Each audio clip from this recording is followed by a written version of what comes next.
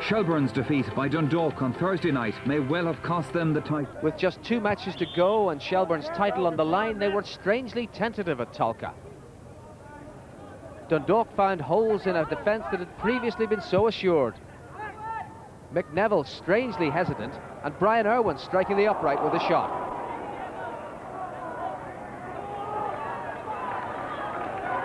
It took Shell some time to get a grip of their game, but when they did, they showed some flashes of the inspiration that brought them the championship last year. Wonderful turn by Haylock, but only the side net.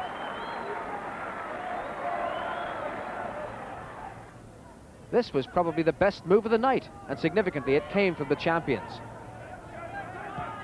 Long ball through the middle by Whelan, Bobby Brown, then Gary Howlett, and Kevin Brady on the overlap.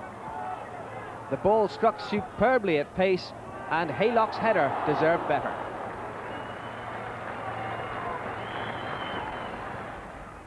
Dundalk, without Richard Purdy at right back, found that a problem position when Mark Rutherford got onto his game. Here, giving Tom McNulty a roasting and creating an opportunity that might have led to a penalty for Shells. Rutherford's cross, struck by Bobby Brown, rebounding from James Call, but it was only Brown who appealed. And referee Michael Caulfield was having none of it.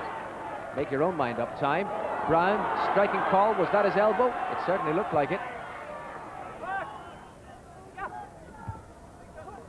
McNeville found himself out of position and out of control here, and this left the hole that Dundalk exploited to get the lead goal. Wayne Cooney, who's offered such width to them on the left with a telling ball, Everston the layoff, and then Irwin beating Jody Byrne.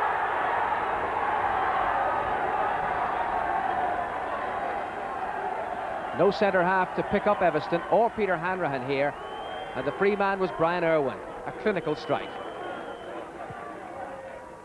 Shelbourne came more into it in the second half, bringing a determination to their game that had been lacking in the first.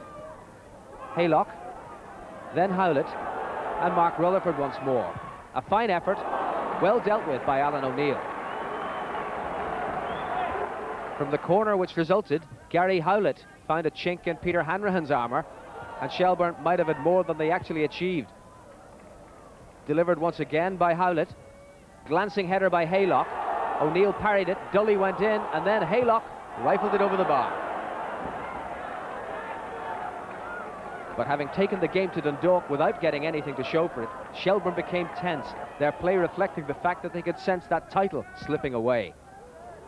Snatching at chances, clutching at straws, they never really put a threat on Dundalk's goal.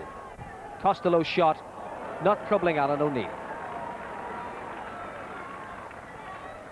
And as the game moved into its final phase, the better chances were falling to Dundalk.